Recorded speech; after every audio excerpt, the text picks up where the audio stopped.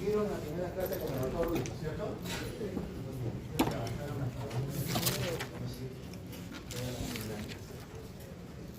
Bien, entonces vamos a continuar con el capítulo de neumofisiología. Yo soy el doctor Renato Casado, soy médico neumólogo del Hospital Primario y también soy docente aquí en la Facultad de San Martín y docente de posgrado de la Facultad de San Fernando. Vamos a ver hoy día lo que son pruebas funcionales respiratorias, que es el tema de la segunda clase. Bien, comenzamos. Primero, el aparato respiratorio es un órgano, o es, digamos, un sistema vital, forma parte del trípode vital. Así como tenemos al aparato cardiovascular del sistema nervioso, el aparato respiratorio es fundamental para la vida. Prácticamente queda claro que si uno deja de respirar 3 a 5 minutos, la posibilidad de daño cerebral o de muerte es muy alta, a diferencia quizás de otros sistemas u órganos, no por eso menos importantes. Evaluar cómo funciona el aparato respiratorio se ha ido, digamos, innovando cada día más. Si esta clase lo hubiera hecho hace 20 años o 25 años, cuando yo estaba en pregrado, quizás solamente me iban a hablar de flujometría y espirometría. Pero resulta que existen nuevas pruebas funcionales respiratorias que se han ido estableciendo a los pasos de los años. La flujometría y la espirometría son, digamos, las pruebas más antiguas, las clásicas, la de uso masivo. Pero también han aparecido la plexismografía, la difusión de monóxido de carbono, el test de lavado de nitrógeno, la prueba de difusión de helio, la gasometría arterial, la saturometría, la polisomnografía, el test de caminata de 6 minutos y la prueba de determinación de óxido nítrico exhalado. Es decir, todo esto constituye la fisiología respiratoria y lo que conocemos como la subespecialidad en función respiratoria. Ustedes, yo no lo dudo, de acá a unos años se van a graduar de médicos y de seguro a alguien de acá le interesa la neumología. Algunos dicen, no, neumología es pura tuberculosis, asma, nada más. Bueno, eso es un concepto errado. En neumología hay prácticamente todo un mundo. Y gracias al COVID se han ampliado más los horizontes. Haces tus 3 años de residentado en neumología y después te vas al extranjero 2 años más para hacer tu subespecialidad en función respiratoria. Y puedes trabajar tranquilamente estas pruebas y realmente te va a ir muy bien. Porque en el Perú no hay ni más de 10 médicos que hacen función respiratoria completa. Hablemos de la flujometría. ¿Ustedes han oído hablar del asma bronquial, sí o no? Es una enfermedad en donde los bronquios y bronquiolos tienden a cerrarse. Hay broncoconstricción o broncoespasmo. Entonces el paciente con asma típicamente tiene problemas no para meter el aire, sino para botarlo. Por eso el asmático hace típicamente esto. Lo que sería la expiración prolongada con sibilancias, ¿cierto? Una enfermedad típicamente de gente joven, con componente alérgico, y que no es una gripe mal curada, es una enfermedad genético hereditaria. Cuando una persona desarrolla asma, es porque tiene seguro por ahí padres, hermanos, primos o tíos consanguíneos con antecedente de asma o de rinitis. Lo que pasa es que muchas veces los médicos no le dicen a los pacientes tienes asma, o a los papás del niño tiene asma. Le dicen tiene bronquios, tiene bronquitis asmatiforme, tiene principio de asma. Y esos son diagnósticos no correctos. No existe el principio de asma. Es como decir estoy casi embarazada. Eso no existe, ¿entiendes? O es asma o no es asma. ¿Y cómo lo voy a determinar? Probablemente examinando los antecedentes familiares, los factores de riesgo. Doctor, mi hijo cada vez que hay cambio de clima, cada vez que se resfría, cada vez que carga el gato, cada vez que se toma 2 gaseosas, se le cierra el pecho, doctor. Ah, caramba. ¿Y mejora cuando le aplican inhaladores o lo nebulizan? Sí, doctor, mejora. ¿Y cuántas veces lo han nebulizado en su vida? Doctor, más de 10. ¿Y le han dicho que es asma? No, doctor, es principio de asma. Entonces, ¿cómo hago yo para determinar si realmente es asma o no? recurro a las pruebas funcionales respiratorias. Una de ellas es la flujometría. En la flujometría el paciente lo que hace es, primero, que esté con una ropa ligera, que esté tranquilo. Este es el flujómetro, es un dispositivo mecánico de plástico que tiene adentro un pequeño diafragma que está unido a una flechita y ahí está, digamos, la regla que fija o mide la cantidad de flujo que el paciente hace. El paciente va a tomar aire, se va a colocar la boquilla en la boca, como ven acá, y va a soplar con fuerza. Al soplar, empuje el diafragma y mueve la flechita hasta un determinado valor, en litros por segundo. Y yo voy a apuntar, por ejemplo, que la primera vez me salió, pongámosle, 300. La segunda prueba me salió 400. Y la tercera prueba me salió 350. ¿Qué hago? Hago el promedio aritmético, la suma entre 3, y obtengo el valor real. Ahora, ¿cómo saber si está normal o no el paciente? Resulta que para función pulmonar en general existen valores predichos. Existen tablas en donde, según tu peso, talla, sexo, raza y edad, puedo saber tus valores normales de flujometría o espirometría. Seguro que por ahí han escuchado, quise postular a la Marina de Guerra y me jalaron. ¿Por qué te jalaron? Porque hice la prueba de soplar y me dijeron que estaba muy bajito. ¿Y cómo puedo saber si está normal, bajito o quizás elevado? Dependiendo mis valores normales. Por ejemplo, no todos somos iguales. Vamos a hacer preguntas. ¿Qué edad tienes, hija? 19. ¿Cuánto mides? 1,57. ¿De raza? Mestiza, joven, mujer, ¿de acuerdo? Bien. Yo tengo 52, mido 1,80, peso 100 kilos, soy mestizo y soy varón. ¿Ustedes creen que mi capacidad pulmonar va a ser la misma que su compañera? No. ¿Quién tendrá mayor capacidad pulmonar? Yo, pues, yo diría que soy mejor. No, es lo normal para mí. ¿Entienden? Si para ti lo normal es 3 litros, para mí lo normal es 5 litros. Tú soplas y soplas 3 litros. Yo soplo 3 litros. Fíjate, estamos bien. Estamos normal. ¿Esa ya es la respuesta? No, ¿quién está enfermo? Yo. ¿Me entienden o no? Varía mucho de las características antropométricas de la persona, tanto para flujometría como para espirometría. ¿Qué permite ya la flujometría? La severidad de un cuadro obstructivo. Monitorea la respuesta al tratamiento ante un cuadro obstructivo con un asma bronquial. Es útil si el paciente está en una crisis y quiero saber qué tan cerrado está el pecho y detecto un deterioro asintomático de la función pulmonar. Doctor, noto que ahora que camino rápido para tomar el corredor rojo me agito, o cuando subo las escaleras a mi casa que estoy en el 4º piso, siento que me falta el aire.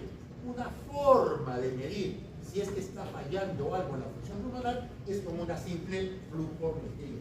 El problema de la flujometría es que es muy limitada. Esos son los flujómetros. ¿Cuánto cuesta un flujómetro? Entre 50 a 80 soles. Y cada paciente se lo puede comprar. A todo asmático que yo veo en la clínica o en el hospital, le pido su flujómetro, que haga la inversión. ¿Y qué le digo al paciente? Que cuando arranque el tratamiento que yo le dé, más o menos a media tarde, como a esta hora, se haga su flujometría. Que se haga 3 flujometrías, separadas una de otra de unos 5 minutos. Y que escoja el mejor valor. 300, 350, 400, se queda con 400. Y eso lo apunte en un papelito, en un cuaderno. ¿Me entienden? Cuando viene a verme al mes, yo le voy a preguntar: señora María, ¿cómo está? Aquí, doctor, más o menos.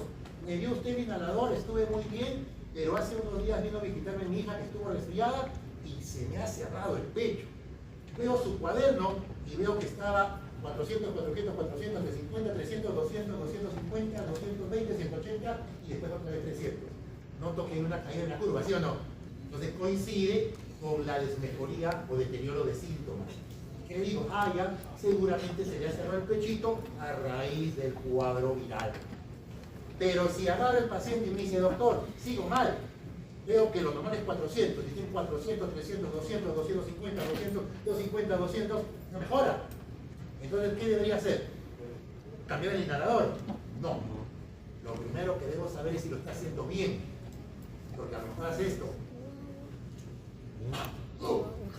Y se lo traga al estómago.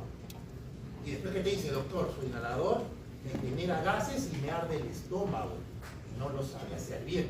Y yo tengo que explicarle, no señora, usted abre la boquita, coloque el inhalador, cierra sus labios y cuando apriete, inhala lento y profundo. Saca y cuente mentalmente hasta 10 y lo bota. ¿Me explico? Y a lo mejor el otro mes viene y viene con sus valores todos en 400. ¿Me entienden o no? Eso es muy importante. Antes de cambiar un medicamento, fíjate que el paciente lo esté haciendo bien. La otra prueba es la espirometría. Espiro significa aire, aliento, y metría significa medición del aliento. La primera espirometría, o los primeros hallazgos de espirómetros, datan del siglo XV. ¿De acuerdo? Es decir, es una prueba aparentemente antigua, pero ha ido lógicamente cada vez innovando. La espirometría es una prueba básica, dinámica de estudio de función pulmonar. Por ejemplo, muchos de ustedes se van a hablar de médicos y muchos de ustedes les encanta la milicia y dicen, no, yo quiero asimilarme en la Fuerza Aérea, yo quiero asimilarme en la Marina de Guerra del Ejército, yo quiero ser oficial. Ustedes saben que como médicos pueden llegar a ser generales o contraalmirantes. Somos de las pocas profesiones que permiten llegar a cargos muy altos. Pero para que te puedan aceptar en una Fuerza Armada, tienes que tener de todo. Espirometrías excelentes, no buenas, excelentes. Es decir, que cuando soples y hagas la prueba, tus parámetros deben estar por encima del promedio, porque eso me garantiza que vas a ser un efectivo provechoso para la Fuerza Armada. Porque no solamente vas a curar, también vas a pelear, si fuera el caso. Bueno, entonces la espirometría es importante. Igual, no, que Alianza Lima está ganando porque todos son malos. Eso dicen en la U, ¿no? Todos son malos, están ganando. Pero probablemente analicen, a lo mejor hicieron contrataciones de gente que se le tuvo que hacer estudios de función cardiopulmonar previa. Y lógicamente, pues si han visto que tienen espirometrías óptimas, test cardiopulmonar excelentes, yo sé que este pata me va a resistir bien el training, la presión, y va a poder correr los 90 minutos muy bien. Es decir, la contratación de un jugador profesional no solamente se basa en la técnica, se basa en la capacidad funcional cardiopulmonar para lograr que es óptimamente. En la espirometría se mide el volumen de aire que los pulmones movilizan en función del tiempo. Es muy sencillo, chicos, es esta maniobra, miren. El paciente primero bota el aire,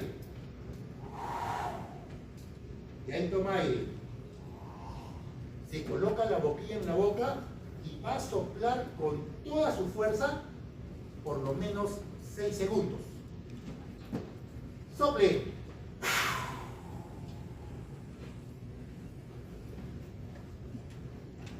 Cuenten, ¿ah? 6 segundos. No es fácil. ¿Ya? A ver, háganlo en su casa hoy día, en el baño, frente al espejo. Tomen aire y bótenlo con su cronómetro en 6 segundos. Les apuesto que más de la mitad no llegan a 4. Porque es así. ¿De acuerdo? El paciente va a seguir botando, así no sienta que sale, la máquina lo detecta. Y al final de los 6 segundos le digo al paciente, ya señor, señora, recupere el aire que botó. Y lo recupera para que se permita cerrar el ciclo o la curva. ¿Me entienden? Entonces, esta prueba funcional me permite evaluar si el paciente está normal o tiene algún tipo de deterioro a nivel de la función respiratoria. Establece 2 grandes alteraciones: los problemas restrictivos y los problemas obstructivos. Vamos a hablar de restricción. Soy un minero ilegal, me pongo ahí a sacar mis minerales sin ninguna protección respiratoria y estoy que respire el polvo de los minerales. Si uno respira polvo de minerales, es lógico que se acumule en el pulmón y pueden originar fibrosis al pulmón. Eso se llama neumoconiosis. Bueno, resulta que los mineros que no usan protección, al cabo de unos años, 20, 30 años, ya comienzan a presentar falta de aire, tos, y sienten que ya no tienen la capacidad ni la vitalidad de hace unos años. A ese paciente, tú le pides que haga una espirometría y te lo va a hacer así. Señor, tome aire. Colóquese la boquilla. Sople. Sople. Ya no sale más, doctor. ¿Qué es lo que ha pasado? Cuando hay fibrosis al pulmón, los pulmones se endurecen. ¿Se acuerdan la clase anterior con el doctor Ruiz? Hablaron de la compliance, ¿cierto? La capacidad del pulmón de aumentar su volumen con los cambios de presión. Bueno, en los pacientes con fibrosis, el pulmón está reducido de volumen, endurecido, y el paciente tiene dificultad para poder ingresar y botar aire, sobre todo meterlo. Pero la causa más frecuente de fibrosis no es la neumoconiosis. La causa más frecuente es la idiopática. ¿Alguien puede decirme qué significa idiopático? Dicen idiopático. ¿Qué significa idiopático? Idiopático es que no se conoce la causa. Y se dice que la causa, entre comillas, más frecuente de fibrosis es la causa desconocida. Y es esa fibrosis que te aparece entre los 40 y 50 años, te dura 5 años y lastimosamente te mata, porque no tiene cura. Bueno, y es la que la gente le tiene miedo. Bueno, a ver, les voy a dar un ejemplo conocido de lo que estoy hablando. ¿Alguien de ustedes ha escuchado la música de sus papás? Bueno, ¿y alguien ha escuchado por ahí de un cantante de balada llamado José Luis Rodríguez el Puma? Sí, Sí, ¿no es cierto? Alguien por ahí escucha buena música también. Sí. Bueno, ahora van a revisar. Bien tranquilo, cantaba, no fumaba, cristiano él, cuando comenzó a presentar cada vez agitación cuando subía al escenario, y tos y falta de aire. Le tomaron unos estudios, unas imágenes, y se encontró que estaba desarrollando fibrosis. El hombre es millonario, el hombre ha comprado todas las medicinas habidas y por haber, y hasta hace unos años ya tenía que estar con oxígeno. Pero sigue vivo ahorita. ¿Y por qué creen que sigue vivo? Porque tuvo que hacerse un trasplante bipulmonar. Es decir, sacar los pulmones fibrosados y ponerle los pulmones de un cadáverisco compatible para que siga viviendo. Lo bueno que lo hizo en Estados Unidos, donde los sistemas te lo cubren. Pero si tú quisieras hacer aquí en el Perú lo mismo, no te baja de tu medio palo verde, de $500,000 mínimo. Y lastimosamente solamente lo hace la Seguridad Social por el mundo. Ese es el problema. Y si quiero dar tratamiento para esa fibrosis, hay pastillitas, ¿de acuerdo?, que hacen que la enfermedad vaya lento, pero no la detienen. ¿Cuánto cuestan esas pastillitas? Una cajita, 16.000 soles al mes. ¿Me entienden entonces lo sombrío del pronóstico? Tranquilos, hay otras fibrosis que no son tan malas, pero las puedo determinar funcionalmente con un espirómetro. Problema obstructivo. No, doctor, yo soy un chico moderno, yo no fumo, yo vapeo. Ah, yo vapeo, ¿ya? Como tengo mi cigarrillo electrónico, ¿ok? Ya saben que el fumar, arrear, lo que sea electrónico, lo que quieran, está confirmado como causante de enfisema, cáncer del pulmón, bronquitis crónica y asma. Más que todo deterioro del control del asma. Lo que pasa es que el vapeo fue creado como una alternativa al tabaco, entre comillas más saludable, pero no es así, pues. Porque si tú vas a la casa donde venden vapeo, que venden las esencias, hay vape de vainilla, de coco, naranja, mandarina, ¿de dónde creen que da el olor y el sabor? Pues son esencias artificiales. Y para que te enganches, le agregan nicotina, en aceite, que es potencialmente adictivo. Y al final el chibolo siente que se acaba el vape y ya está, algo me falta, tiene que ir a comprar más. ¿Me entiendes? Parte del negocio. Bueno, ese paciente a la larga, tú le vas a decir, no me aire, que lo bote en una espirometría y su espirometría va a salir obstructiva. Es decir, si el paciente toma aire, cuando lo bota, parecido al asma, pero no es asma, es peor, porque el daño a nivel bronquial y bronquiolar es irreversible, mientras que el asmático es reversible. El asmático usa salbutamol y se siente mejor. El paciente que fuma o vapea usa salbutamol y no siente mejoría. ¿De acuerdo? Así que conclusión, muchachos, no vapeen. ¿Cuándo indicamos las espirometrías? Mientras, cuando hay sintomatología respiratoria, doctor, tengo tos y la tos no se me cura, me han aplicado lincomicina, dexametasona, ceftriaxona, levofloxacina y no mejora. Eso ocurre cuando no haces una buena semiología. Ustedes más adelante van a llevar medicina 1 o introducción a la clínica. A lo mejor tienen suerte de hacerlo en nuestros de mayo, nos vamos a encontrar por ahí. Y lógicamente les vamos a enseñar cómo diagnosticar. Y veremos si lo que tiene es un síndrome obstructivo bronquial, probablemente infeccioso o no infeccioso. Y si no es infeccioso, ¿qué gano dándole antibióticos? No hay tiempo ahí.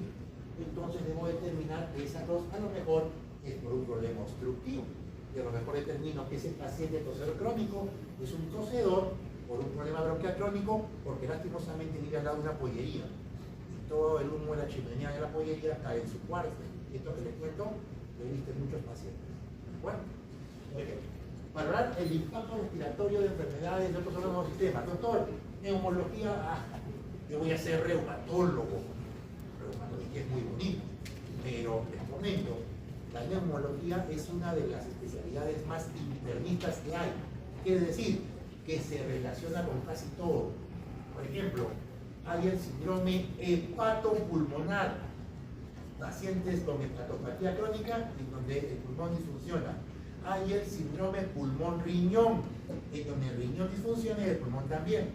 Y en el caso de reumatología, enfermedades como artritis reumatoidea, lupus eritematoso, esclerosis sistémica progresiva, síndrome de Sjögren, que son enfermedades reumatológicas que pueden provocar daño al pulmón. ¿Qué cosa? Fibrosis.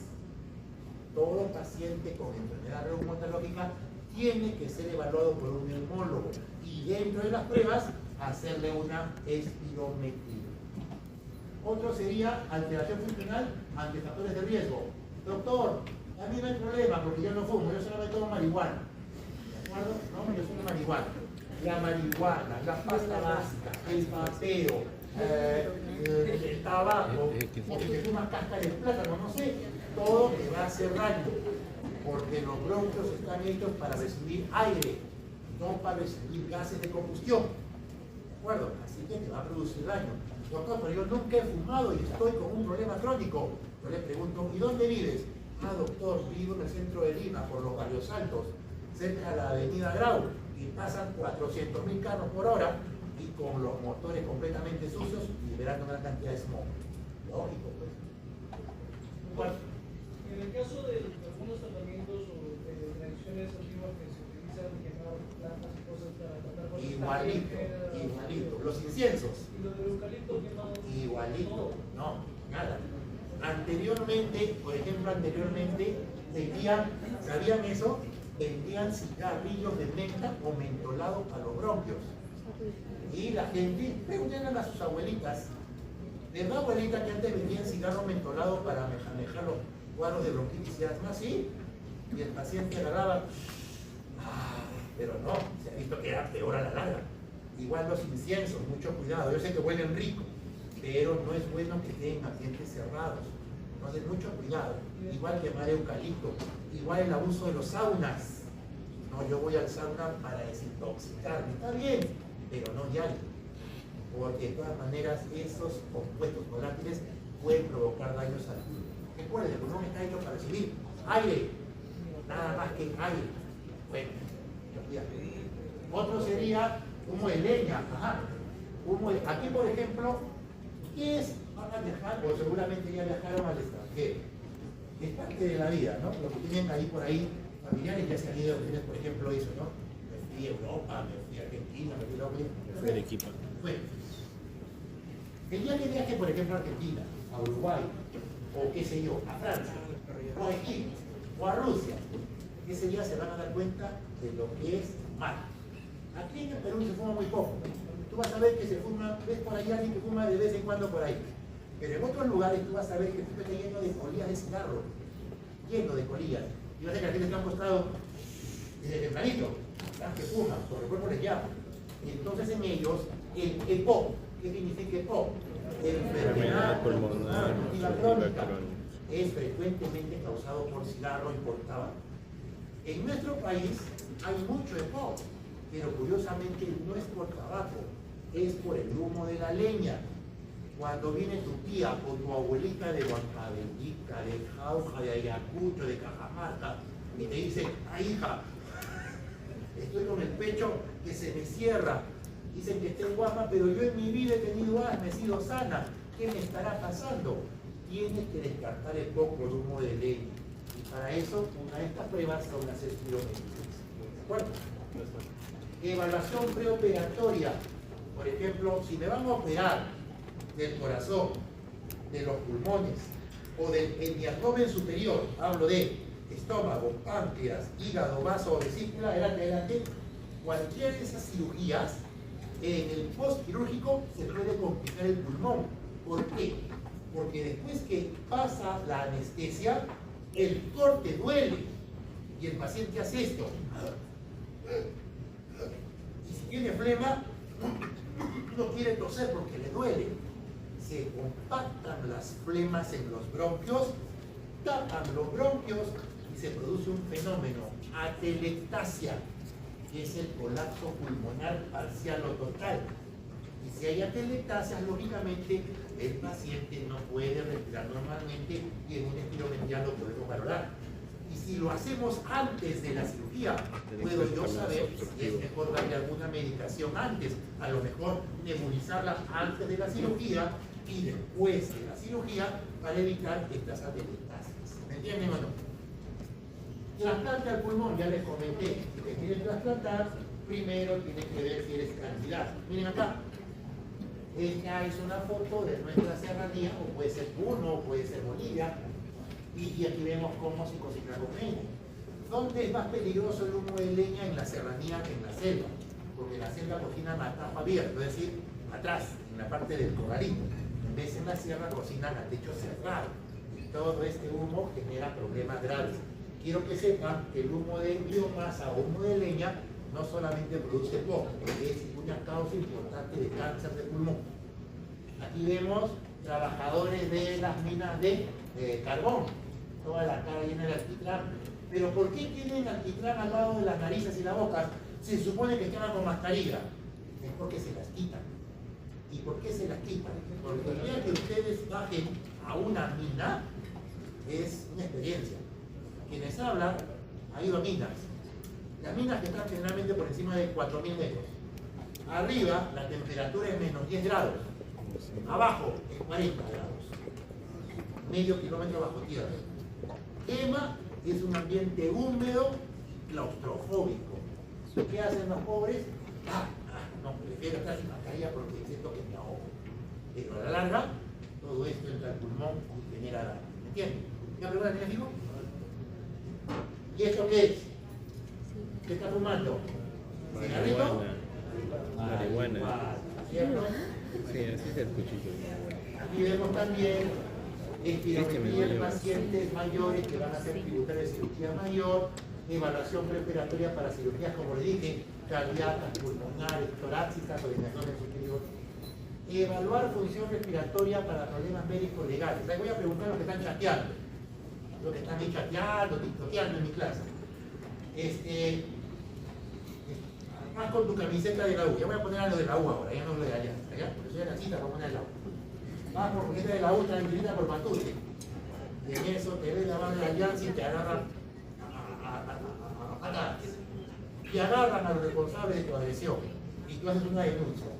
Y dices, ellos me han chateado. ¿Qué es lo que tú quieres? Justicia. La justicia implica pagar penalmente, pero también una indemnización judicial. Entonces, ¿cómo sabré yo si esas patadas realmente te han provocado daño o no en tu pulmón? Una radiografía, pero también una espirometría. Y si en la espirometría veo que tu función pulmonar se ha visto alterada y tiene relación con las patadas, pues te tienen que indemnizar más. ¿Me hago entender? Es decir, también se usa para lo que sería medicina. Respuesta terapéutica frente a fármacos en ensayos clínicos. Doctor, yo quiero ser investigadora. Perfecto, excelente. Quiero demostrar que el jarabe, el jugo, de cáscara de plátano, bizcochito es buena para el alma. Perfecto. Pero ustedes saben que la medicina que me dice que para poder hacer ensayo clínico tienes que pasar por diferentes fases. Primero, ensayo clínico en modelo animal, ratón, rata, conejo, perro, mono y después voluntarios humanos. Fase de inmunogenicidad, reactividad, eficacia y seguridad y finalmente a largo plazo efectos adversos. Mínimo, para que una molécula salga, 5 a 15 años. Así es lo que es la medicina seria. Entonces, si yo creo que ese juguito de plátano me va a ir bien, pues se lo doy a un grupo de personas, lógicamente ya lo probé en animales, para ver si realmente le abre o no le abre el efecto. ¿Me entienden o no? Le hago espirometrías, prejuguito y postjuguito, para ver si es que le abre el efecto. Y por último, estudios epidemiológicos para evaluar patologías infecciosas. Ahora, la espirometría tiene contraindicaciones, es decir, no deberías hacerlas. Si las haces y algo ocurre, te vas a ganar un problema legal. Como yo les estoy diciendo, chicos, ¿cuántas facultades de medicina hay hasta el momento? ¿Cuántas hay? Buenas noches. Pasa. ¿Cuántas facultades de medicina hay? ¿Tienen idea? 31.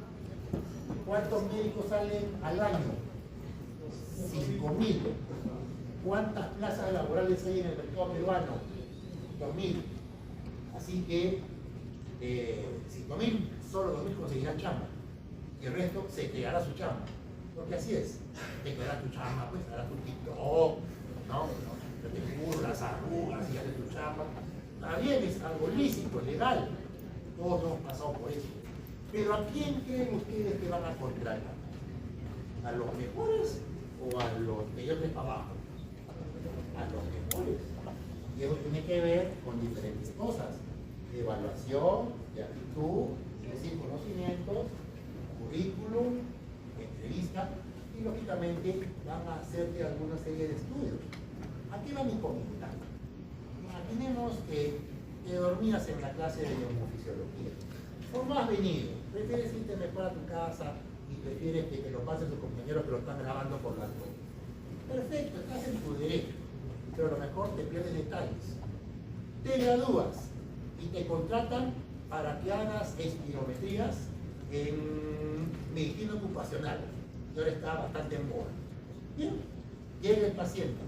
Bien, señor, le voy a hacer una espirometría. Usted, por favor, va a coger la mascarilla, perdón, la boquilla, bote el aire, toma aire, se lo coloca en la boca, sopla con toda su fuerza por 6 segundos y eso es todo. Muy bien, comenzamos. Tome aire, colóquese la boquilla, sople.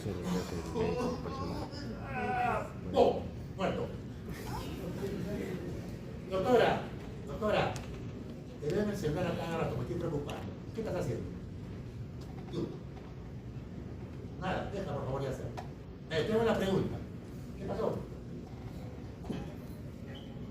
¿Cuál fue?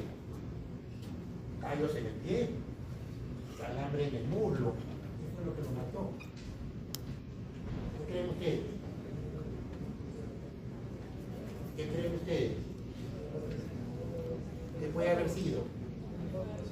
Un infarto. Puede haber sido un infarto reciente. Puede haber sido un aneurisma o no. Una dilatación aneurismática de la aorta torácica. Pregunta, ¿dónde estuvo el error de la persona que hizo la espirometría? No preguntar. ¿Entienden? Por eso es importante las contraindicaciones. Si hay neumotórax, neumomediastino, ¿alguien sabe qué es hemoptisis? Expectoración con sangre, activo reciente, vómitos, aneurisma torácico, abdominal o cerebral, infarto reciente. ¿A qué se le llama infarto reciente? ¿Cuánto tiempo? Más o menos se dice mínimamente 3 meses. Guardo mínimamente 3 meses.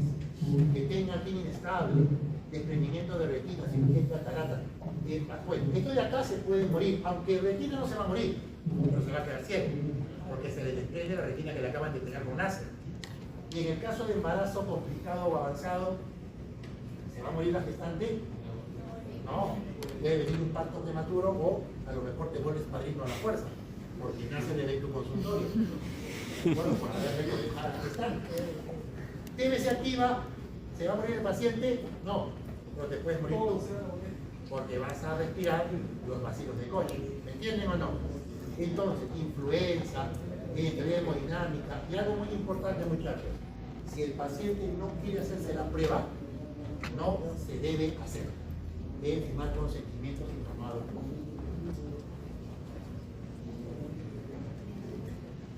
Ustedes no han llevado radiología, ¿no es cierto? Recién me están arrancando. ¿De qué ciclo son? Quinto ciclo. Ah, no están tan bien que el segundo. Quinto ciclo. Bien. Pero, ¿qué órgano es? Corazón. ¿Esto qué es? Pulmón. Pulmón. Izquierdo. ¿Izquierdo o derecho? Izquierdo. ¿Y este? Derecho. Pero, ¿qué diferencia hay entre uno y otro? El derecho es más grande. Porque. Levante la mano. No tenga miedo. Requímico.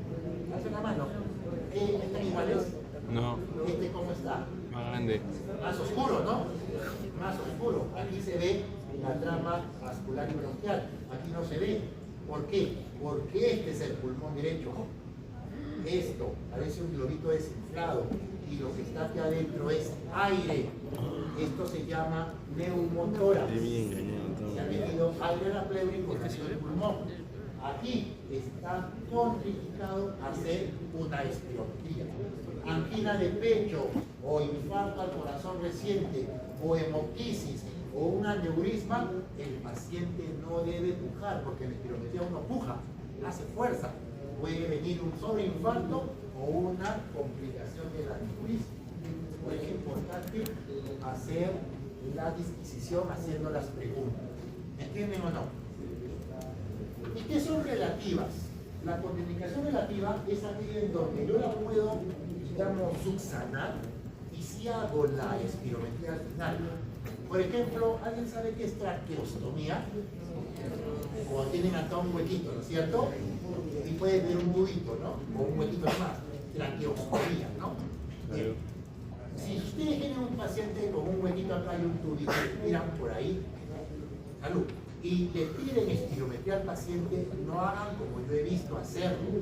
Recuerden, hay 31 facultades de medicina y no todas son iguales. ¿De acuerdo? He visto, casi me da infarto, ¿verdad?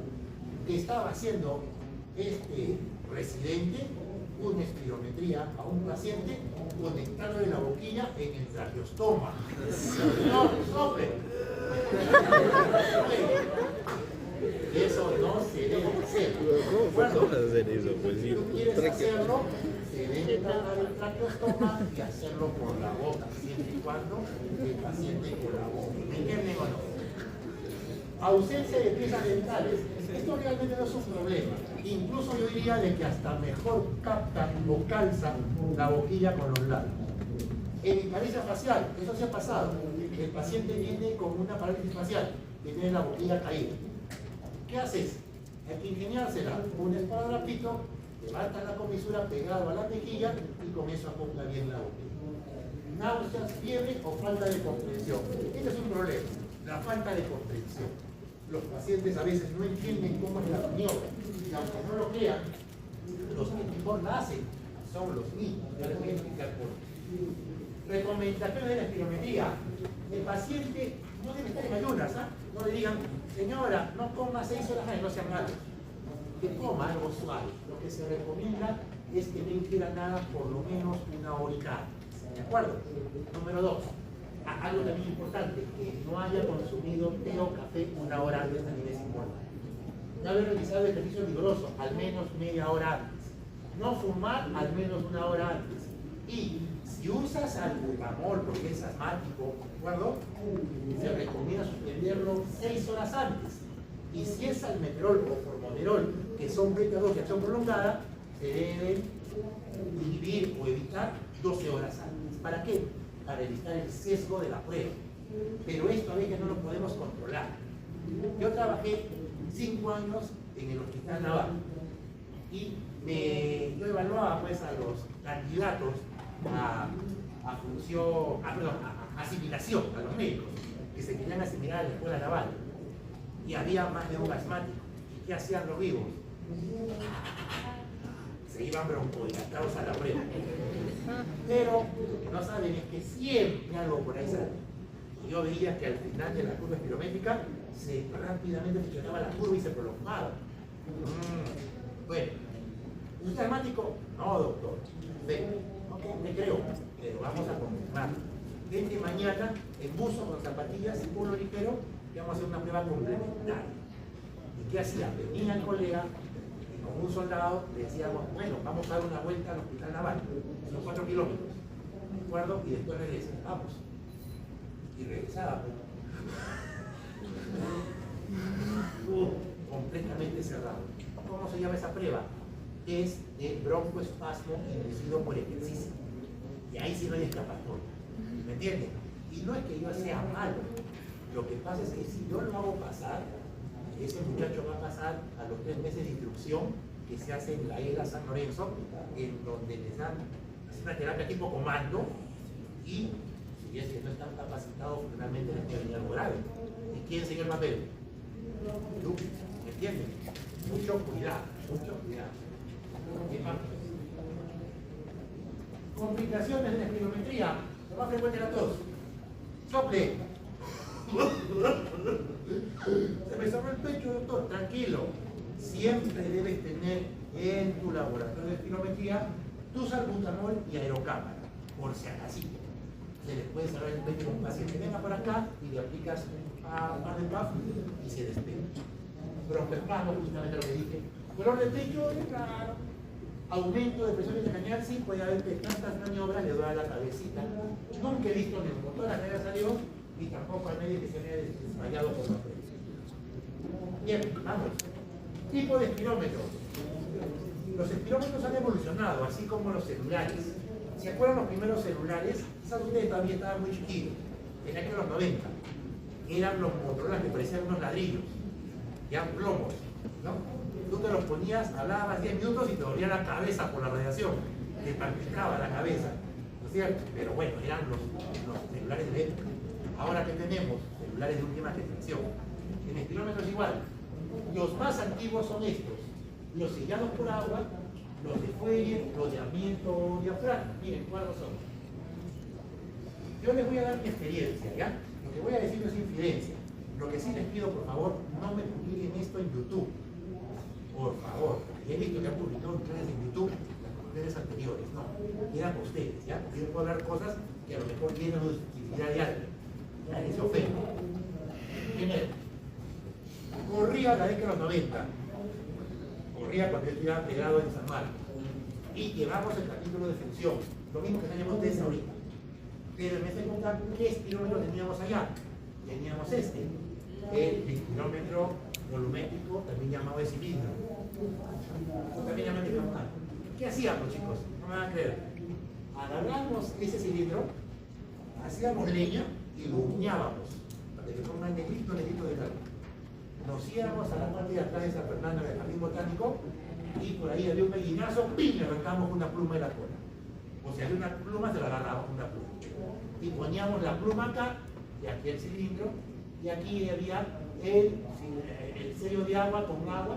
El paciente o el alumno soplaba acá, se elevaba el pistón, y a medida se elevaba el pistón, esto generaba trazados. Y esto iba girando de manera circular y se iban armando curvas. ¿Entienden? Pues estos fueron, digamos, los prototipos antiguos. Actualmente, tanto en la San Martín como en San Marcos y Almayes, está en el Museo de Historia ya, ¿no? Ahora son espirómetros computarizados. ¿Ya hicieron la práctica o todavía no? Sí, son espirómetros computarizados. Y soplas y se ve en tiempo real las curvas, ¿no es cierto? Muy bien, estos son los primeros que son, los de campana, perdón, fuego. Y estas son las curvas que te arrojaban de estos espirómetros antiguos. Bien, todavía sirve, ¿ah? Miren acá el láser. Cuando yo tomo aire y boto, se llama volumen tidal, o volumen de aire corriente, o volumen corriente. ¿Cuánto es? Aproximadamente medio litro. Pero lo real es que es de 8 a 10 mililitros por kilo de peso. Su compañera pesaba 50 y tantos.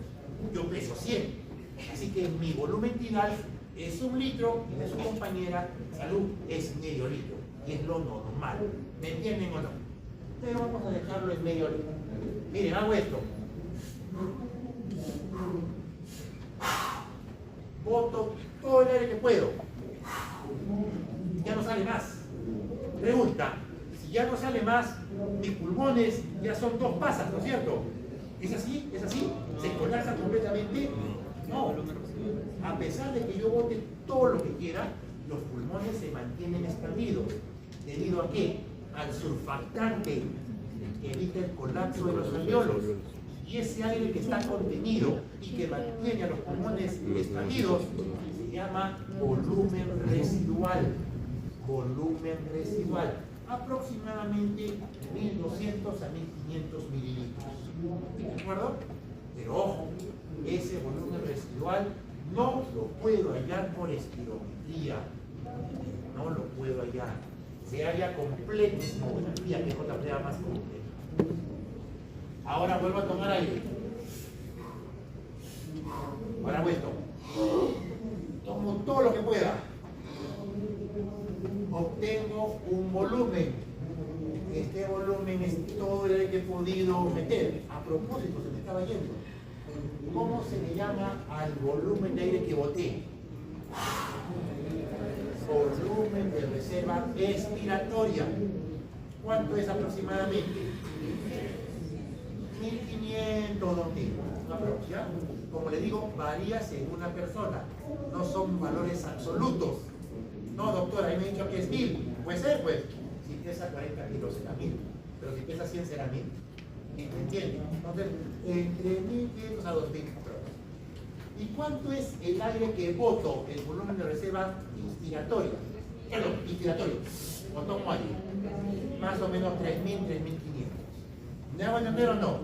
Entonces la pregunta clásica que viene, ¿qué capacidad de aire tienen los pulmones como máximo? 3.800. Más 500, 4000. Más 1500, 5500. Más 1500, entre 6 a 7 litros. Es la capacidad pulmonar total. En promedio, pudiendo ser más o menos dependiendo de la persona. ¿De acuerdo? Muy bien, que no se olviden, volumen de reserva expiratorio, volumen de corriente, Depende de tu capacidad de volumen corriente. Ahora, Ponte la que suma de volúmenes tienes me da 500 que capacidades. te corriente por No se 12 olvide, respiraciones por la minuto. suma de volúmenes me da capacidades. Esto, Sumemos. Volumen de Esto es reserva tu expiratoria más Es el volumen volumen vital corriente por son 12. 4 litros, ¿sí o no?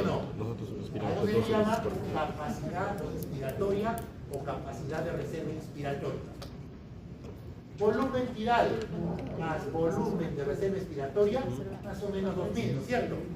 Se le llama capacidad expiratoria o capacidad de reserva expiratoria. Sí, Pero hay el una volumen pregunta que residual se también queda a ahí. veces viene, que dicen así: ¿cómo se llama la capacidad de aire que queda dentro de una persona al final de una expiración normal? Y hago esto. Nada más. ¿Qué es lo que me está quedando adentro? Solamente he botado entidad. ¿Qué me queda? He botado. Me queda reserva expiratoria más residual. ¿Cómo se llama la suma de los dos? Residual funcional. Capacidad residual funcional. Esto tiene mucho valor. Tampoco se mide por espirometría, se mide por pletismografía y tiene mucho valor en medicina deportiva. ¿De acuerdo? ¿Alguien sabe quién es Usain Bolt? ¿Quién es Usain Bolt? Atleta de élite, ¿no? Plus marquista de 100 metros, 200, 400. Ya, perfecto. ¿Ustedes creen que la capacidad funcional residual de Usain Bolt va a ser la misma, qué sé yo, que una persona normal de su misma edad? Tiene capacidades muy incrementadas por su actividad física. Otro experimento antiguo, el experimento de Fourier, soplaba, se inflaba el fuelle y salía una gráfica. Ahora ya estamos más modernos. Hablemos ya de los iPhone, de los espirómetros, neumotacógrafos, turbinas y vórtices. Veamos, miren. Neumotacómetros hay una especie de membrana que va a permitir el paso del flujo al momento que el paciente sople y va a captar los datos, el flujo, y luego lo procesa y permite que se descarguen las gráficas. Ese que ustedes tienen en el laboratorio de fisio son neumotacómetros. Esos taraquitas con blancos, ¿no? ¿Cómo los han cambiado? Ahora viene de turbina. Cuando lo soplaban sonaba el que han hecho ahora. No sé, porque yo no estoy en práctica, pregunto. Miraba, Ah, ya, si giraban, son estos. Es, ¿no? De turbina. Los de turbina tienen como una hélice. Tú soplas y... ¿no es cierto? Ya. De motacómetros y turbinas son los más modernos que hay. ¿Cuánto cuesta? Entre $3.000 a $10.000. Promedio. ¿De acuerdo? Y yo que quería comprarme uno. Pero que el mundo se vea caído. La pensión, con razón me ha subido la pensión. La espirometría computarizada, por lo tanto, es una prueba de función pulmonar que actualmente se usa muchísimo y lo hacemos con los espirómetros computarizados. Ahora, te comenté, ¿por qué la maniobra en sí a veces es complicada para los adultos? Porque no entienden, a veces no colocan bien la boquilla, meten la lengua, a veces le dice, señor, sople. Uf, no, tome aire y sople con toda su fuerza. Ya, doctor, ahora sí, ahora sí. Sople. Señor, sople con toda su fuerza. Listo, sople. Pero ¿por qué no sigue soplando? Usted me dijo que soplara, pero siga soplando hasta que yo le diga que ya no lo haga. Es complejo, hay que tener mucha paciencia, no amargarse. En los niños es diferente, son los máximos. Cuando son niños mayores de 7 años, como ven ustedes, este niño no está viendo a la enfermera que hace la prueba. Sus ojitos que están aquí, acá atrás. Acá hay una pantalla de computadora y hay un incentivo, mayormente una cortina o unas velitas. ¿Qué le decimos al chibolo? Mira, hijo, si soplas y apagas la 5 velitas soplando, te llevas esta manzana. Y el chibolo se raja. Porque llevarse la manzana así de fácil. Es decir, hay un incentivo. Estoy pensando en hacer un incentivo para adultos, pero ¿qué le ponemos? Vela. Otra cosa le ponemos, ¿no? Entender. Cuando una espirometría es solamente soplar y dejar el aire, se llama espirometría basal. Cuando la espirometría es soplar, escuchen, que es el aire, le aplico salbutamol o bromuro de hipatropio, espero 15 a 20 minutos y vuelvo a soplar para ver qué tanto se abrieron sus bronquios, se llama espirometría con reversibilidad beta 2 o también se le llama test de broncodilatación, no se olviden. Y la otra sería la de broncoconstricción. Si lo hago al paciente correr o lo nebulizo con histamina o metacolina, que aquí en el Perú no se hace porque lo tenemos en real. Muy bien, chicos, ya vamos a acabar. Cuando es necesario, una habitación acondicionada, ventilada. ¿Por qué hay que al paciente empezar a tallar? Porque les he dicho, antes de que haga la prueba, en la máquina colocas peso, talla, sexo, raza y edad. ¿De acuerdo? Y eso es muy importante. Las maquinitas que han tenido ustedes en la práctica tienen un sensor que capta la temperatura ambiental y la presión barométrica. Y toda esa información te arroja un valor ideal que se llama el predicho. ¿Me entiendes? Lo normal. Y lo que tú soples, y lo que tú soples va a compararse con tu predicho. Ya lo vamos a ver. Bien, seguimos. Peso, talla, sexo y edad. Este es el valor predicho. Es decir, lo normal para peso, talla, sexo, raza de una persona. Ahora, algo muy importante, muchachos. Voy a avanzar un poquito acá para que vean. ¿Qué es esto? Es una hoja que se debería hacer a todo paciente antes de hacer la prueba. ¿Qué dice ahí? ¿Han tenido desprendimiento de retina o operación cirugía de los ojos? Toda su vida. ¿Ha tenido infarto cardíaco los últimos 3 meses? ¿Ha estado hospitalizado por problemas del corazón? ¿Para qué hago esto? Para realizar una buena Para espirometría. determinar las contraindicaciones absolutas. ¿Entiende?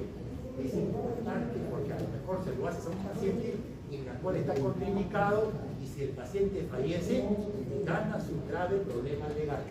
Esto de acá es un cuestionario previo que está en la norma técnica del Ministerio de Salud.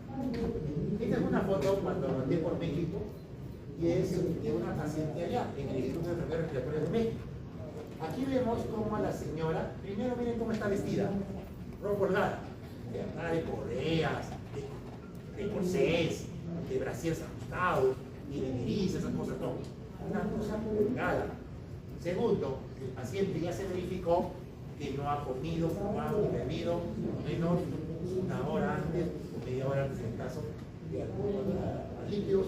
El otro que no haya consumido por 6 horas. Ya sabemos que no tiene faltada, no tiene motora, no tenemos quizás sí o no. Y ya firmó sobre todo. Quien hace la prueba no son los médicos, son los técnicos, mayormente. Ustedes pueden hacerlo, claro, si no quieres pagar técnicas, pues tú lo haces, o puedes hacer tú solo. ¿Qué le dices a la paciente? Señora, lo que va a hacer usted es ponerse cómoda, va a botar el aire, va a tomar aire, se va a colocar la boquilla y en ese momento le ponen una pinza en la nariz. Sople con toda su fuerza hasta que yo le diga.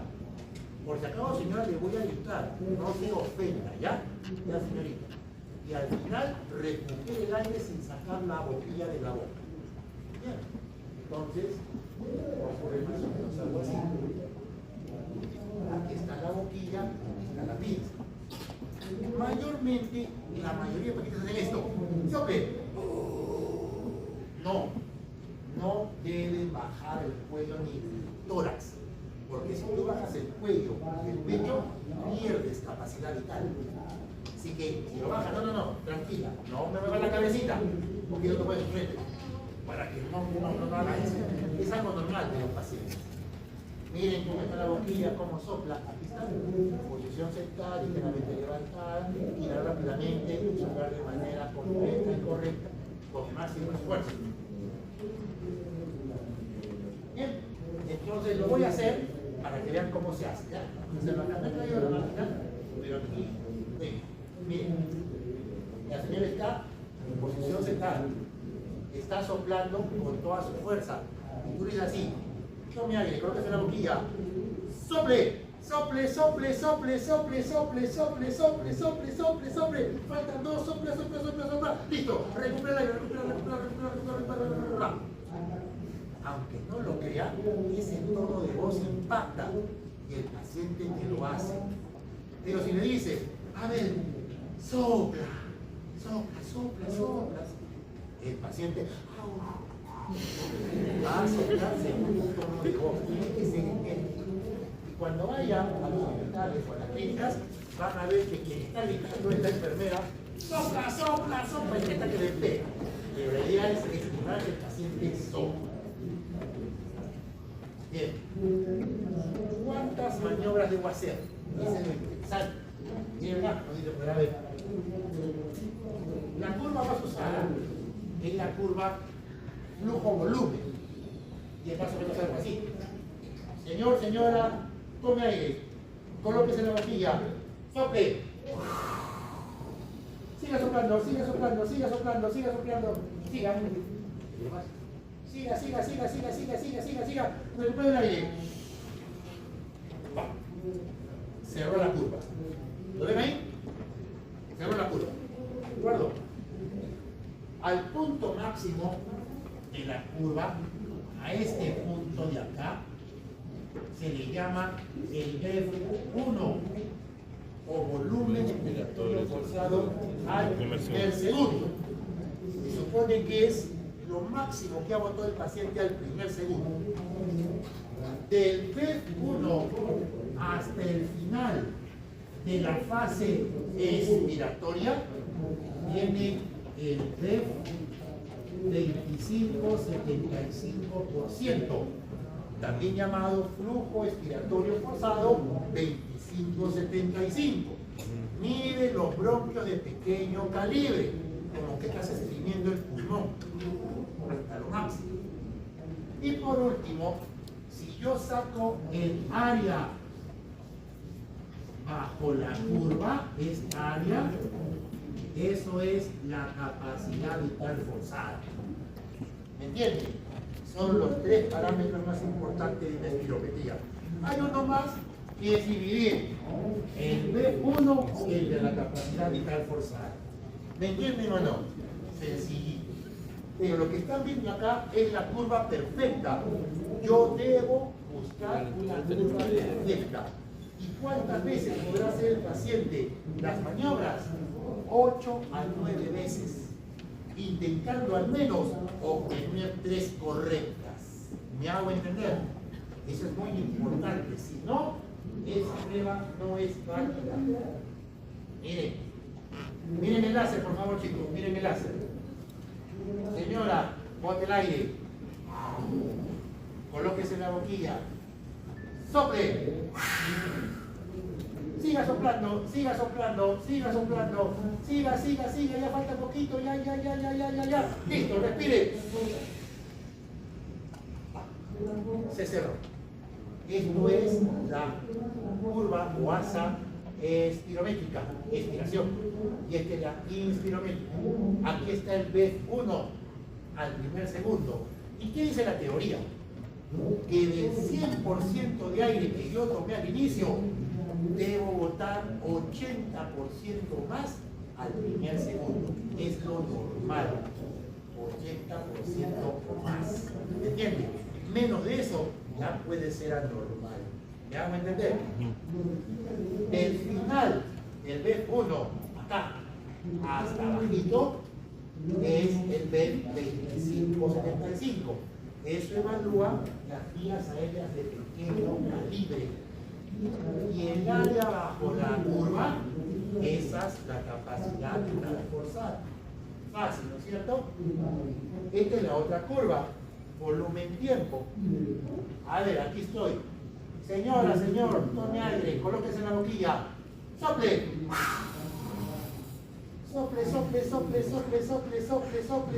Sople. ¡Listo! Recupere el aire. Miren. 0, 2 segundos, 4, 6, 8. Ven aquí al primer segundo. Esto sería el B1. ¿Entienden?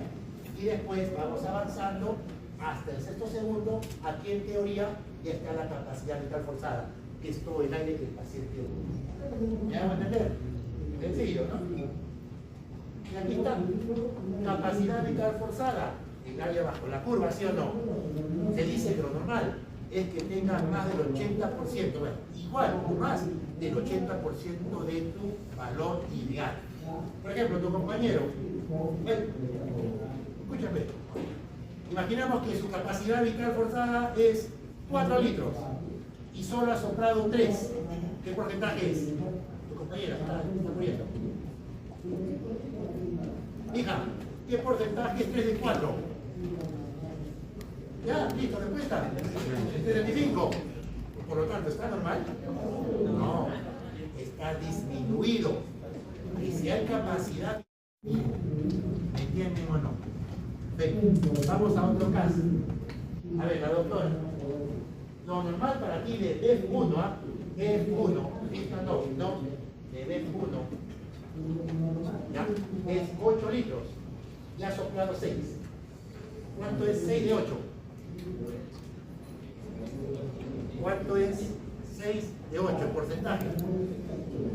¿35? ¿O no? ¿O no? Sí, igualito.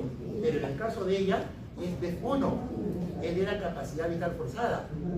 Ella también tiene una alteración. Pero ¿será restrictiva? Es obstructiva, muy bien. Es obstructiva. Las reducciones de capacidad vital forzada me dan alteraciones restrictivas.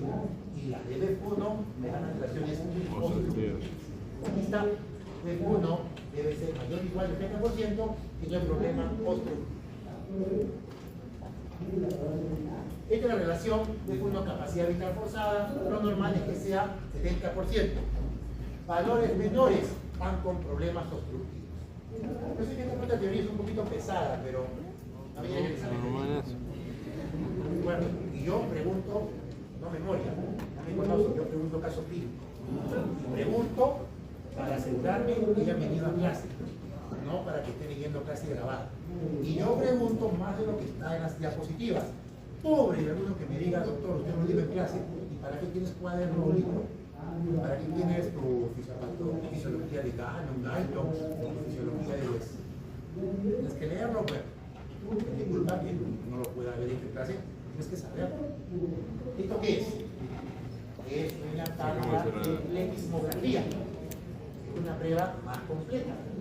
Y aquí se mide no solamente capacidades y flujos, también se mide el famoso volumen residual. Bien, ya vamos a acabar. ¿Cuándo digo que una prueba es aceptable? Cuando tiene curvas correctas, como la que he dibujado ahí, ¿no es cierto? Miren, chicos. Pregunta, ¿les parece que esta curva es correcta? No, No. porque aquí el paciente abruptamente cortó el aire. Sople. Señor, ¿qué pasó? No, se me acabó el aire. No, pero usted siga soplando. Esto se llama corte abrupto o cierre glótico. Este tipo de prueba no vale. Bueno, no vale. ¿Qué les parece esta? Señor, tome aire. Bote. ¿Vale o no vale? No vale. No es aceptable. ¿Me entiende? No es aceptable. Acá, lo mismo. Bote aire. No vale. ¿Me entiende? Es por eso que hacemos hasta 9 maniobras buscando 3 que sean parecidas a esta. ¿Me entienden o no? Para que sean aceptadas.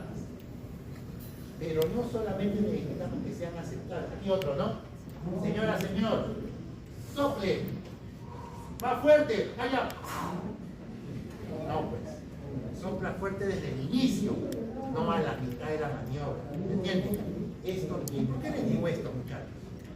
Porque hay 31 facultades de medicina, nuevamente, y algunas de ellas hacen pruebas de esta calidad y lo peor de todo, las interpretan. Es como querer hacer un EKG colocando la derivación estándar 1 en ABR o el chupón de B1. Para el siguiente curso, el curso de fisiopato que también lo digo. Exhalaciones repetidas. Eso tampoco sirve, está completamente inaceptable la prueba. Miren, así lo he visto como este tipo de pruebas pésimamente hechas las interpretan. ¿Cuánto le cobran al paciente? 200 soles para hacer esta prueba que no sirve para nada. Yo veo eso, eso es engañar, muchachos. Yo no puedo saber si es objetivo o efectivo con esa curva completamente Tres veces en los de Lucy. ¿Entienden o no? Necesito mínimo 3. Los de la Norbert Wiener. No solamente necesito que sean 3. Aquí también, mira, aquí metió la lengua en la boquilla, mira. ¡Sople! Lo habrá confundido con otra cosa. No solamente debo aceptar 3 buenas, tengo que ver que sean las 3 repetibles. Miren cómo sería repetible, son más para acá.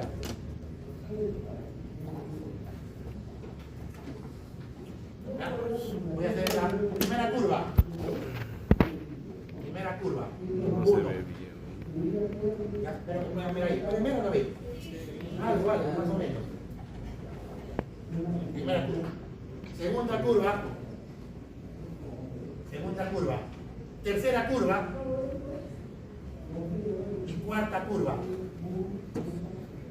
Tengo 4 curvas. 4 curvas. Vamos a poner un poquito para que puedan ver. De esas 4 curvas, ¿cuál descarto? La tercera. La tercera. ¿No es cierto? Porque la tercera está completamente diferente a las otras. Y eso es lo que hago. Quito la que menos se parece y me quedo con las 3 que más se parecen. Eso se llama reversibilidad o también se le llama repetibilidad. Repetibilidad. Repetibilidad. Curvas repetibles. Repetibles. Acá miren, repetibilidad o reproducibilidad son sinónimos. Repetibilidad o reproducibilidad. Y aquí podemos ver 3 curvas que son parecidas, aunque si son observadores, ¿qué ven ahí en una de ellas? ¿Qué es esto? ¿Qué es esto? 2. 2. No sé, lo hubieran quitado, ¿no? Y pueden corregir a la bibliografía. Eso es lo mágico de la medicina. Aprendes y ya puedes tú juzgar a la bibliografía. Aquí yo hubiera quitado esta, porque hay 2. Pero bueno, este es el desafío. Bien, vamos a lo normal, muchachos.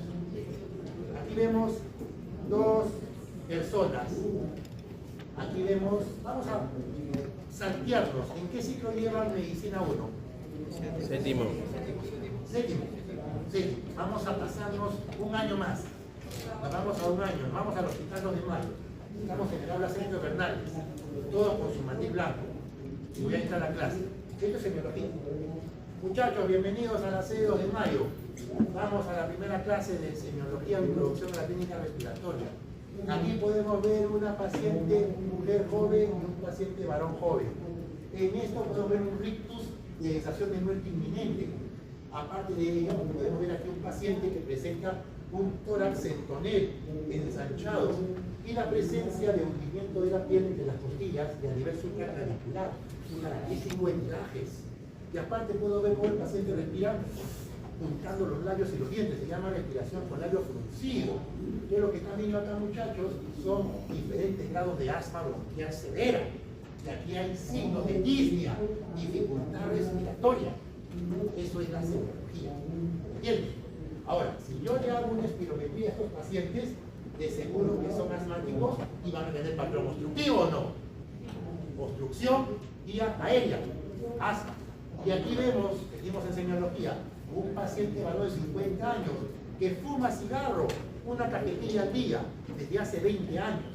Viene por tos, ronquido de pecho, silbido de pecho, falta de aire.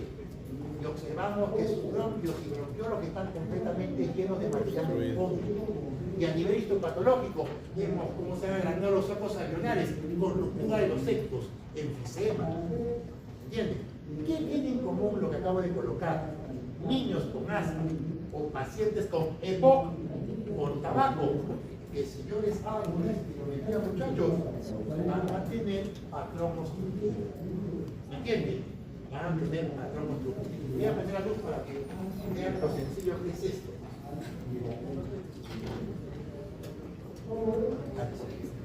Hay nota por si acaso, ¿quién es el delegado o delegada? Tú eres el subdelegado. No ha venido la delegada, ¿qué pasó? Bueno, miren chicos. Miren acá. Ya. Sí, ya estoy grabando. Bien, ¿ah? ¿Todos pueden ver acá?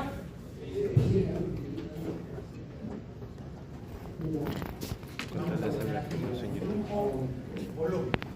Voy a poner un caso.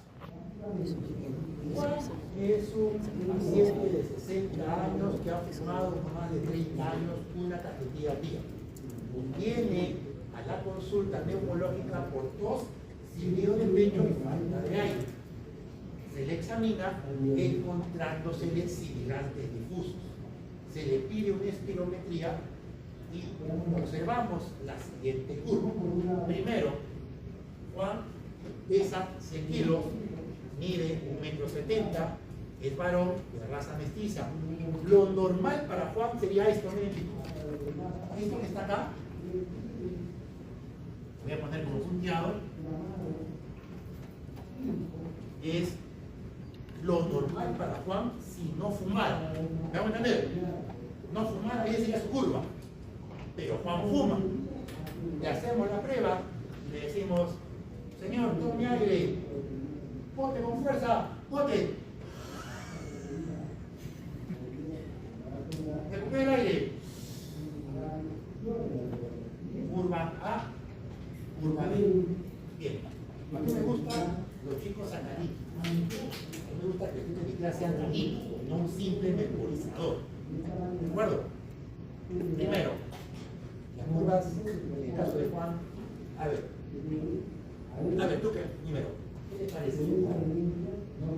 ¿Qué ves que se puede haber alterado o disminuido dentro de todo lo que hemos hablado en la clase?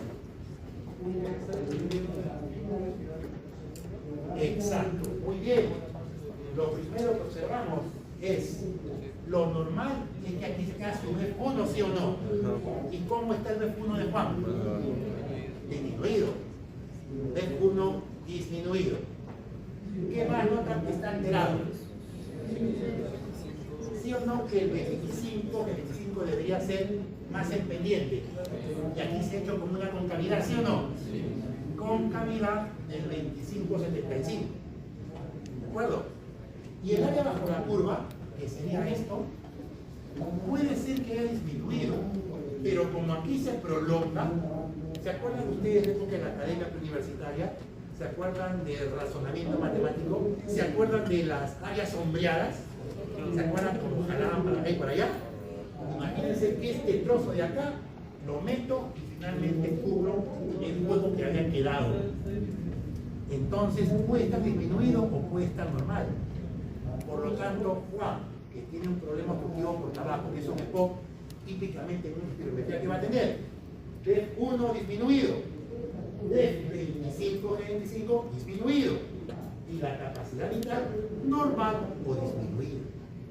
Y la relación, muchachos, la relación es D1 capacidad vital forzada, que sería así: D1 capacidad vital forzada.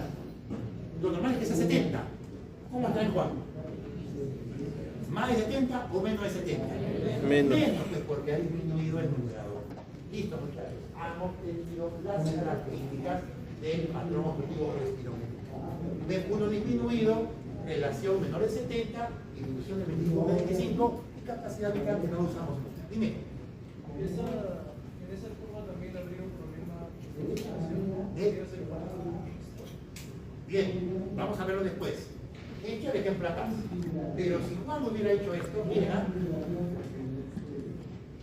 Ahora Juan ya no es un fumador. Juan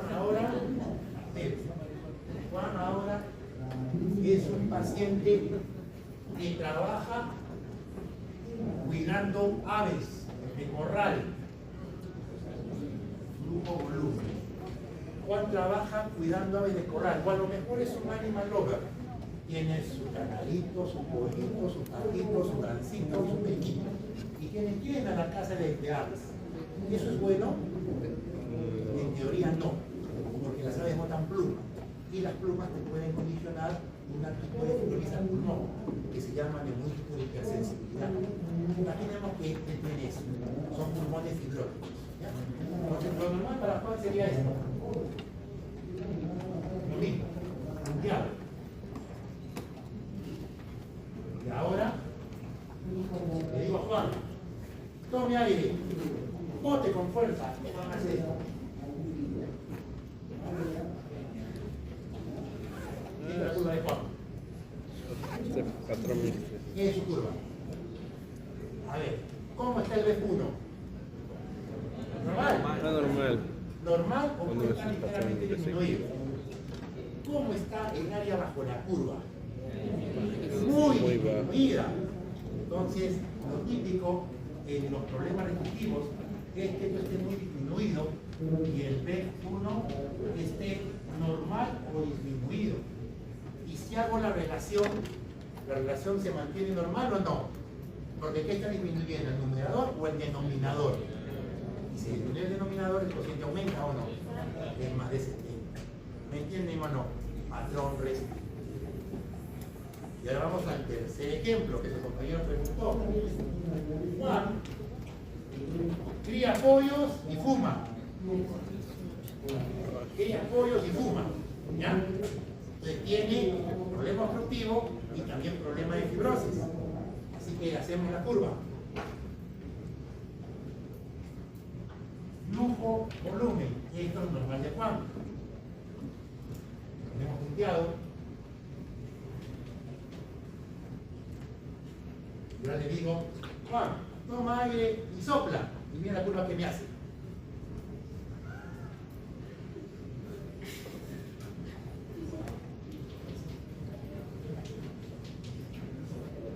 Pregunta, ¿cómo está el B1?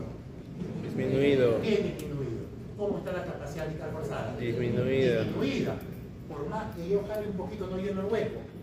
Por lo tanto, ambos están disminuidos. Pero el más disminuido es el B1. Entonces el paciente tiene problema obstructivo Y restrictivo. a la vez, con Mixto. compromiso de 25-75. ¿Me entendieron o no? Ya no lo vuelvo a hablar de ¿de acuerdo? Así es como se interpretan las Cuando el problema tiene el Ahí está, miren siempre la va a ser curva obstructiva. obstructivo. ¿La ven o no? Tiene problemas con la Miren cómo está capacidad la obstructiva. forzada, siempre va a ser Vemos restrictivo. como el B1 O sea, la curva de está abajo. disminuido, principalmente Aquí, doctor, pero parece mixto. Sí, puede ser que parezca mixto. Probablemente el dibujo no sea más correcto. Aquí hubiera sido importante tener algo que jale, ¿no? Para que pueda rellenar un poco el espacio, ¿no? Pero es la típica curva obstructiva, baja y cóncava, no se olviden. Miren la curva restrictiva como es. La vean primero, ahorita voy a poner cabeza. Miren. Restrictiva es como la miniatura de la normal. No hay concavidad del 25-75. Y el área bajo la curva jamás va a ser el área normal. ¿Me entienden o no? ¿Y cómo será la mixta? Chiquita y pequeña, obstruida. ¿Sí? Miren cómo es la mixta. ¿La ven? Es chiquita y con concavidad. ¿Lo ven o no? Oh, perfecto. Retrocedemos un poquito. Bien, patrón obstructivo, por lo tanto, muchachos, vemos que hay DEF1 disminuido, la relación menor de 70 y disminución del 25-75. Y cuanto más disminuido esté el DEF1, más severa es el problema obstructivo. ¿De acuerdo? Doctor, ¿cómo puedo saber si una persona tiene asma o EPOC? Así como no todo lo que brilla es oro, no todo lo que silba es asma. Miren todo lo que genera sibilancias en el pulmón. Asma, EPOC. ¿Alguien sabe qué son bronquiectasias? Bueno, son dilataciones de los bronquios. Y eso ocurre en nuestro país mayormente por secuelas de tuberculosis. Hiperactividad bronquial, tuberculosis, la tuberculosis también silba. Si viene un paciente a la emergencia, allá, nebulízalo con 5 o 10 gotas de salbutamol. Y tú acostado ahí viendo tu TikTok o tu Instagram. A lo mejor era un beta positivo 3 cruces. Y estás que te inoculas y infectas en ese momento. También silba la tuberculosis. Edema pulmonar. Sibila, la abuelita, nebulízala. Claro, se murió. Uy, qué pena. Dios, no somos dioses, pues llegó muy mal la abuelita. Asma fatal. Pero ¿qué te faltó hacer? Evaluar y preguntar. Y a lo mejor vienen las hijas, ¿cómo está mi mamá, doctor? Mi mamá sufre del corazón, ¿ah? Toma su ligofil y furosemida porque se le hinchan las piernitas. Y hace poco se le están hinchando más las piernas. El problema no era asma, era un edema de fluidos en el pulmón por un corazón débil. Y con el salbutamol que le daste, su pobre corazón terminó haciendo arritmia ventricular y paro cardíaco. Así que la causa no fue la, desde tú. Bien. La laringitis y bronquitis también pueden dar tumores y cuerpos extraños. Si alguna vez auscultas un pulmón y solo le sirve un lado, debes llevar los dos. Le sirve un lado y tiene más de 50 años, hay que descartar un tumor. Y si es niño y solo le sirve un lado, hay que descartar un cuerpo extraño. ¿De acuerdo? Uy, buenas noches. ¿Ya está todo? Ahora. Listo. ¿Cómo hago la distinción de asma con EPOC? Les comenté. Espirometría inicial. Y aplico 4 pastos de salbutamol y hago una espirometría después de 20 minutos. ¿Y qué evalúo? Si mejora el BEF1 principalmente. Si el BEF1 mejora, ¿qué es esto, chicos? ¿Cómo se llama? Inhalador. Aerocámara. Muchachos, yo he sido estudiante de medicina con ustedes. A diferencia, no sé de ustedes, fui el único médico de mi familia hasta hace poco. Por suerte ya tengo sobrinos que ya son médicos, me alegra mucho. Pero yo era el único en la época de la palmera. Eso es una bendición, pero también una maldición. Porque el día que había fiesta de la familia, todas las tías agarraban y me hacían preguntas médicas y querían recetas. Cuando yo recién estaba en el tercer ciclo. Porque así es. Y te preguntan y dices, hijo, tú que ya eres casi médico, te llevas sobre el ¿ya? Le han dado aerocámara a tu primo que está con asma. ¿Cómo se usa? Explícame. ¿Qué le dice? Claro que sí, no sé. Muchos dicen, no sé. Explico, ¿no? Bien, muy sencillo, chicos. Se coloca la boquilla en la boca del paciente, escuchen, se aprieta y el paciente tiene que respirar 3 veces por la boca, lento y profundo, sin sacar la boca de la boquilla o la mascarilla. Si es adulto Pero si es niño, es solamente 2 respiraciones. ¿Me entienden? Y cuando usan el inhalador de frente, el paciente debe contar hasta 10, no hasta 30, como le dicen algunos. Doctor, no llego, me pongo morada. Claro, pues 30 es mucho. 10. Aguanta hasta 10 y lo bota suavemente. ¿Me entienden? Entonces, eso me lo digo porque les va a pasar. Lo que sí, por favor, muchachos, jamás prescriban. No se les ocurra. Les comento una anécdota. La SOA, llegó un paciente con asma. Pésimo estado al hospital, yo era residente. Chiquillo, joven, ustedes, morado, asma casi fatal. Lo tuvieron que intubar. Al final salió el chico, salió. En eso hablé con la mamá.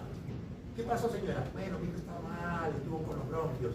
Pero por suerte, mi sobrino estudia medicina. Ah, ¿y qué le mandó su sobrino? Bueno, le dijo que era una inflamación de los bronquios y le mandó ibuprofeno. Pregunta, ¿qué es el ibuprofeno? Un inflamatorio no esteroide. No llevaron farmacoterapia. No llevar. Es un AINE. Y los AINES están contraindicados en los casos de crisis asmática. Porque los AINES bloquean la ciclooxigenasa, pero dejan libre la lipoxigenasa. Y se generan leucotrienos como potentes inductores de broncoespasmo. Pueden ser causa de muerte por asma. Mucho cuidadito. Así que mucho cuidadito. Con escribir sin todavía estar capacitado. Una prueba positiva es cuando tiene un descuido mayor del 12%, o también se dice cuando la capacidad vital forzada es más de 200, y si un paciente tiene capacidad vital forzada o descuido que responde, probablemente sea asmático. Los asmáticos mejoran, los ECO no. Y este es el patrón restrictivo. Chicos, recuerden restricción como pulmones que no se movilizan, muy pequeñitos, ya sea por cifoescoliosis, ya sea por neumoconiosis, pero también puede ser por problemas a nivel de lo que viene a ser el diafragma. ¿Se han preguntado ustedes por qué los gorditos, como yo más, los gordotes, cuando corren 20 metros o 30 metros se cansan? ¿Por qué? ¿Cuál es el problema? Dilo. Exacto. El diafragma disfunciona porque todas las vísceras que están llenas de grasa comprimen el diafragma hacia arriba. Y esa grasa que está metida entre tu subcutáneo y tus vísceras también se mete a tus músculos. Tus músculos son grasosos. ¿De acuerdo? Y ese diafragma trabaja menos. Y para un gordito correr 20 metros es como para un clavo correr 2 kilómetros. Si yo le hago una espirometría, el gordito hace esto. Y se le acabó. Es decir, hacen problemas restrictivos. Si quieren sentir lo que un gordo siente, pónganse 20 chompas encima e intenten dar una vuelta a toda la facultad de medicina. No por el calor, sino por la capacidad limitada para hacer contracción pulmonar. ¿Me entienden? Y 200 a lo no ves. Y que no se burle. Y lo ven gordito. Bien, patrón restrictivo entonces disminuye sobre todo la capacidad vital. Ya lo he comentado. Eso es lo que mayormente disminuye. Y aquí se ven las curvas restrictivas que son distintas. Acabamos en 5 minutos, ¿ya? Yo sé que hemos avanzado bastante, pero no quiero correr. ¿Qué patologías te dan patrón restrictivo? Escoliosis, toracoplastía. ¿Alguien sabe qué es toracoplastía?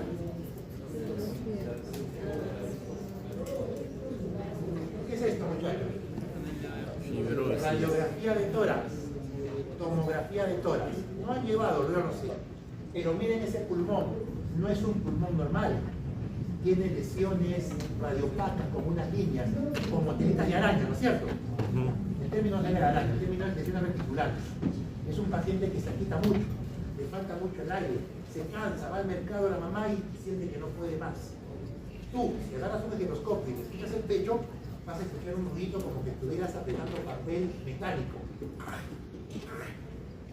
O como que estuvieras agarrando un metro o pegapega y lo estuvieras despegando.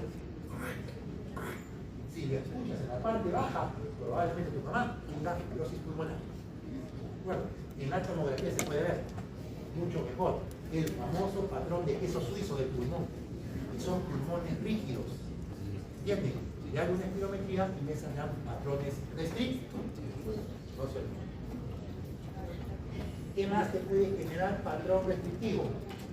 ¿Alguien sabe qué es el síndrome de Guillain-Barré? ¿Alguien sabe? ¿Escuchado hablar? Sí. Asociado, por ejemplo, ¿cómo comienza, chicos? El paciente presenta malestar general, probablemente fiebre, y después se da cuenta de la caminar, comienza a tener dificultad para la marcha, se siente muy débil, le duelen las pantorrillas, le duelen las piernas, a tal punto que a los pocos días ya no puede pararse. Después comienza ya a echarse porque tampoco puede mantenerse en pie. Y después comienza a agitarse cada vez más. En el Guillain-Barré, tus defensas comienzan a atacar las vainas de mielina, de los axones de las neuronas motoras. Y ocurre una desmielinización ascendente progresiva hasta que llega al nivel de las raíces del frénico. Pregunta de Anato. Los nervios frénicos inervan al diafragma, ¿sí o no? Sí, ¿Cuáles son las raíces raquídeas de los nervios frénicos? C3, C4 y C5. Si esta desmielinización llega a C3, C4 y C5, ocurre parálisis diafragmática y comienzas a ahogarte. ¿Qué requieres? Intubación, conectarse a un ventilador mecánico. Eso es Guillain-Barré en fases avanzadas. En fases iniciales, traen una espirometría al paciente y va a ser restricción. Y no porque el pulmón esté fibrosado, sino porque no hay fuerza muscular para poder meter y botar el aire. ¿Me entienden o no? Causa frecuente de esto, reacciones a infecciones, enterovirus y campylobacter. ¿Dónde está el campylobacter? En el pollo. Por eso dicen que no es bueno lavar los pollos. No es que no hay que lavarlos, hay que lavarlos, tienen cochinitos. Pero con mucho cuidado, porque no agarras tu pollo del mercado y agarras y lo lavas. Y todo el agua con pollo, con sangre de pollo contaminada de vísceras y heces, salpica en el tenedor, cuchara y cubierto. Y después tu mamá o tu papá van a comer. Y ese campylobacter puede generar Guillain-Barré y al final todo el drama que se tiene. Hay otras causas más también de Guillain-Barré, como respecto a drogas o bueno, patrón historial. ¿Hasta acá se entendió? Sí. ¿Está claro? Miren, voy a hablar con el doctor Luis, porque nos queda una clase, ¿ya? Porque son 3 creo, ¿no?